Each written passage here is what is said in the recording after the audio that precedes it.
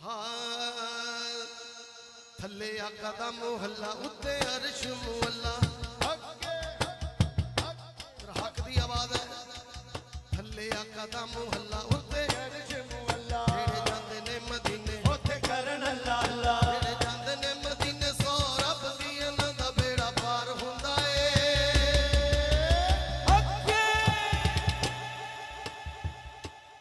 सब्जादार गूंजिया नहीं